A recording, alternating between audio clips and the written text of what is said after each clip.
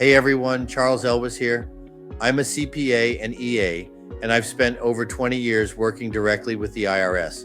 Over the years, my team and I, and we're talking former IRS agents, fellow CPAs, and even tax attorneys, we've helped tons of people get some real relief from overwhelming IRS debt. So if you're out there and you owe the IRS money, you probably heard about the Offer in Compromise, or OIC. It's basically a program that allows certain taxpayers to settle their tax debt for less than the total amount they owe. Pretty cool, right? But the big questions are, how do you actually qualify? How much of a reduction will the IRS even accept? And how can the IRS's own calculator help you figure out if you're a good candidate for this? In this video, I'm going to break it all down for you. We'll cover exactly what an IRS Offer in Compromise is all about. The IRS's Pre-Qualifier Tool. Seriously, this thing is a game changer. Some key tips and major pitfalls you'll want to avoid. And of course, what your next steps should be if you're ready to tackle that tax debt head on. So let's dive in. 1. What's an offer in compromise really? Basically, an offer in compromise lets you propose a lower amount to the IRS to settle your debt. The whole idea is to show them that you really can't pay the full amount you owe, but you can pay a smaller amount. This is often done in a single lump sum or through a short-term payment plan. 2. The magic of the IRS Pre-Qualifier Tool. All right, so the IRS has this pre-qualifier tool on their website, and it's super useful. It asks you for some details about your situation, like where you live and your household size. This affects the living expenses they'll allow, the total amount of your tax debt, and the tax years you owe, what assets you have, like bank accounts, home equity, cars, and retirement accounts, your monthly income from things like wages, side gigs, and investments, and your monthly expenses such as rent or mortgage, vehicle costs, insurance, and childcare. Once you punch in all this info, the tool crunches the numbers and gives you an estimate of what the IRS might accept as an offer. It gives you a ballpark figure. This can save you a ton of time and guesswork. 3. Key things you need to qualify. Before you even think about applying, make sure these things are true. You're not currently in bankruptcy. You've filed all your required tax returns. No missing years allowed. You're up to date on your estimated tax payments if you're self-employed or expect to owe money for the current year. And you're ready to pay the $205 application fee, unless you qualify for a low-income waiver, which is worth checking out.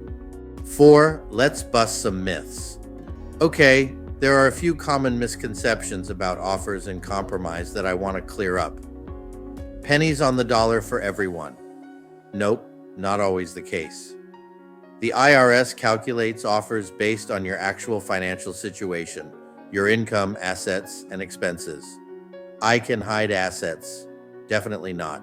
You have to sign the application under penalty of perjury. If the IRS finds out you've hidden assets, your offer will be rejected. Trust me, they will look closely. I shouldn't apply if I've got help from family. This one's tricky. If your family is helping you with bills, try to keep that money out of your personal accounts until after your offer is finalized. Otherwise, the IRS might count it as your asset. 5. Forms you'll need to gather. You'll need these forms. Form 656, this is the actual offer in compromise application. Form 433A, OIC, this form details all your financial information. And don't forget that $205 application fee unless you qualify for a waiver. 6. What if you don't qualify? Don't panic.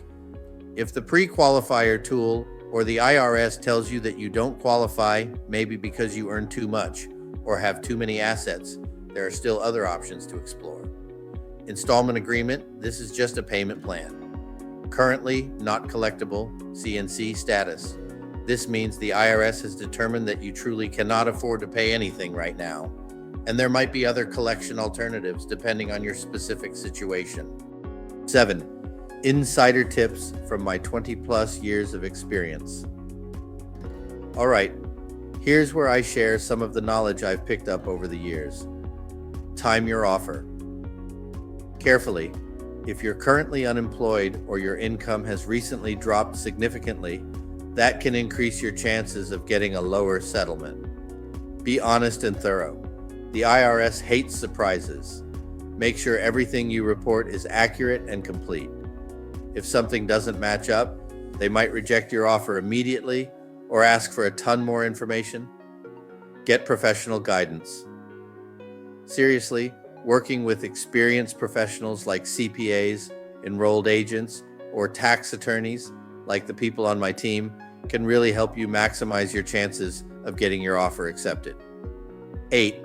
Final thoughts and what to do next.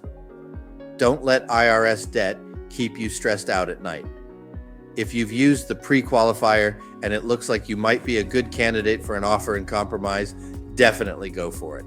And if you feel like you need some personalized guidance, please reach out to me and my team. We've got former IRS agents, CPAs, and tax attorneys who are ready to help you navigate this process. We're passionate about getting the best possible outcome for our clients. Thanks for watching. If you found this helpful, please give it a like, subscribe to my channel, and hit that notification bell so you don't miss out on more strategies for tax relief, IRS updates, and all things financial. I'm Charles Elwes, and I'll catch you in the next video.